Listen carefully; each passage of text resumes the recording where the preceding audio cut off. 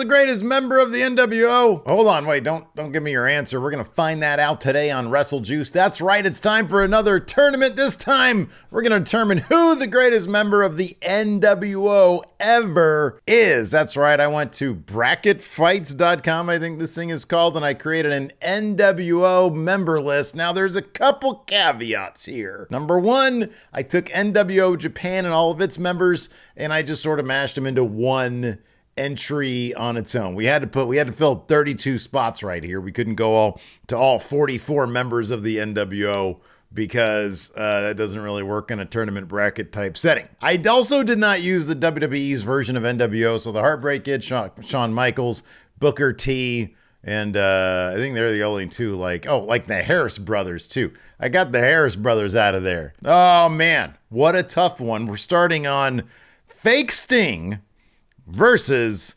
NWO ref Nick Patrick. Now, on one hand, Fake Sting was used to fake a couple people, and then it was revealed that it was a fake. Nobody really believed that shit. Not very effective, but apparently he actually had a decent run with NWO Japan. On the other hand, Nick Patrick was a straight up ref. He was a crooked ref who continued to be employed by WCW. I think NWO Nick Patrick moves on. Could he become the greatest member of the NWO? Probably not. This is a tough one here. The Giant versus Eric Bischoff. Eric Bischoff basically, he got chumped out by the NWO, but then became like the managing director of the NWO. I'm going to say Bischoff because Giant got put in and then he got taken out. $1 Million Man versus Dusty Rhodes. Now, in kayfabe, I believe the $1 Million Man was the benefactor. He was the guy, the guy with the money that put the NWO, that financed them. I don't know exactly what that would entail. I'm assuming maybe it had to do with buying all the shirts to sell, maybe. I don't know.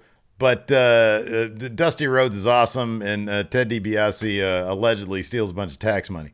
This is tough. This is not an easy one here, but these aren't going to be all easy. The Mr. Perfect, Kurt Hennig, versus Kevin Nash. If I'm not mistaken, Kurt Hennig ended up being part of NWO Hollywood, like the B team, the Hollywood B team. Kevin Nash is a founding member. He's Kevin, I'll be honest with you. Kevin Nash probably make it to the finals, not going to lie. Scott Norton versus Rick Rude. Rick Rude does have the the accomplishment of being on both Nitro and Raw at the same time on the same day. One with a beard, one with just a mustache. But it's Scott Norton, former IWGP heavyweight champion. Little known fact, Scott Norton, we ran into him at StarCast. Me and Larson, we were there, and he patted Larson on the shoulder, thus inducting Larson in the NWO. But he didn't make this tournament either, because I don't think that was a real thing. Anyways, Scott Norton moves on. I love Rick Rude. I think he's great, but I feel like Scott Norton made more of an impact in the NWO. Ooh, the Mega Powers? Whoa, this is kind of easy because it's going to be Hulk Hogan, him being a founding member and him being Hulk Hogan. Him versus Nash is going to be a tough semifinal because, it's totally going to come down to that. But Hogan versus the Macho Man and Miss Elizabeth together. Look, man, this is rough. Mega Powers explode. Hulk Hogan moves on. Sorry, Macho Man. I love you, but VK Wall Street versus Six versus X-Pac. I mean, this isn't even close. It's X-Pac. It's Six. He's awesome. Another easy one here. Wolfpack Sting or Disco Inferno. I was never a fan of Disco Inferno then. I'm not a fan of him now. Fuck that guy. NWO Sting moves on. All right. Now time for some quarterfinal action. Eric Bischoff versus NWO ref Nick Patrick. Eric Bischoff moves on. We might have an outsiders finale here. Dusty versus Kevin Nash. I mean, clearly Kevin Nash moves on. Hulk Hogan, they're making this pretty easy here, but these next ones, these are going to be some choices. Let me tell you what. Six versus NWO Sting. So in my personal opinion, NWO Sting was a lot more interesting when he was fighting the NWO, not with the NWO. Whereas Six-Pack, Six, man, this is kind of a tough one because they're kind of both underwhelming entries. Greasy red face paint moves on. All right, now we've got Kevin Nash versus Eric Bischoff. Kevin Nash moves on because he literally power bombed Eric Bischoff, so he proved that he moves on. All right, this makes it easier, but this next one's going to be tough. Hulk Hogan beats NWO Sting. This is the semifinals here? Hogan versus Nash? This is going to be tough. But unfortunately for Kevin Nash, it's Hulk Hogan's game. He moves on. Come on, he was the leader. He was the guy with the titles. All right, this is a tough one here. Bret Hart versus Kyle Petty and his NWO car. I really couldn't stand NWO 2000. It seemed like a last desperate attempt to squeeze some money out of the NWO. It was lame. Bret Hart kind of seemed like he didn't want to be there. Him holding that title really didn't mean a lot. NWO car moves on. Oh, Buff is the stuff. You know what? While as a member of the NWO, he really was able to craft his own legacy. Buff Bagwell, unfortunately, when he got to WWE, oh man, they really buried that guy. Buff Bagwell moves on against Bryan Adams. Oh man, this is a tough one here. Scott Steiner versus Scott Hall. It's not tough for me because Scott Hall's awesome. Scott Steiner is great and everything, but Scott Hall moves on. I think it's going to be it might be a Scott Hall versus Hulk Hogan final here. NWO Japan versus sweaty big boss man, big Bubba Rogers. NWO, I don't even know what he did as a member of the NWO. Clearly just an abject disaster. He was much better as the big boss man in WWF. NWO Japan has that cool factor. They got Chono, they got Tenzin, they got the Great Muda. Plus, they've got like guys like Norton. They got Rick Bognar, the fake Razor Ramon, Big Titan. NWO Japan moves on, man. They're cool.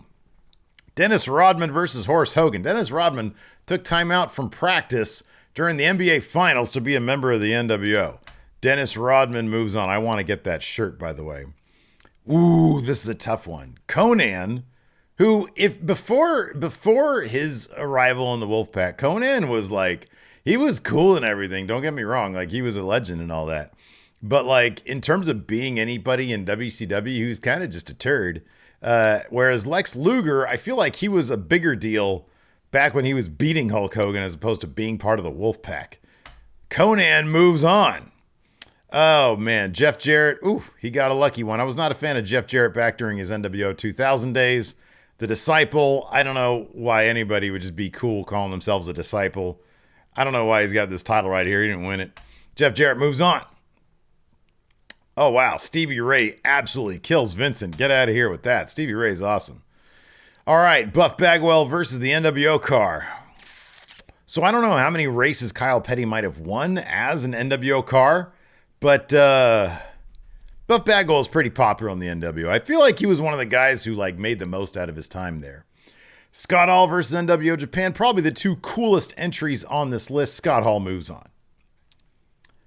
Dennis Rodman versus Conan. Again, Dennis Rodman took time out from practicing during the NBA Finals to be a member of the NWO. There's nothing cooler than Dennis Rodman as a member of the NWO. Stevie Ray. Okay, I will say this about Stevie Ray. He was given the short shrift. He was a member of the NWO B team. But the NWO B team was infinitely better than NWO 2000. Stevie Ray moves on from 100 Jeff Jarrett's. Easy choice here. Scott Hall beats Buff Bagwell. Ooh. Dennis Rodman was never relegated to the B team. Dennis Rodman moves on from Stevie Ray. Oh, man. What a great semifinal here. We got Scott Hall. We got Dennis Rodman. Scott Hall's the first guy who showed up. He was the guy who had the survey. So now we've got ourselves a true final, ladies and gentlemen. Hulk Hogan on today, of all days, which is, of course, Fuck Hulk Hogan Day, versus Scott Hall, the bad guy. This dude never won the WCW championship, but you know what? He didn't have to. He was the coolest guy in the NWO. He was the guy who helped form it. He was the guy who had the element of danger. Of course, Scott Hall wins and is the top member of the NWO. I don't care what anybody says. You could say what you want about Hulk Hogan. I don't care how many titles he won as a member of the NWO. He was kind of a big jabroni. That's right. Scott Hall moves ahead. Yes, does my logic make any sense? Why is it then Kevin Nash didn't move ahead of Hulk Hogan? Because Scott Hall never had the book. And Kevin Nash had the book. And big old lame guy, he booked that stupid finish for Goldberg with the cattle prod. Done. Finished. Look at that.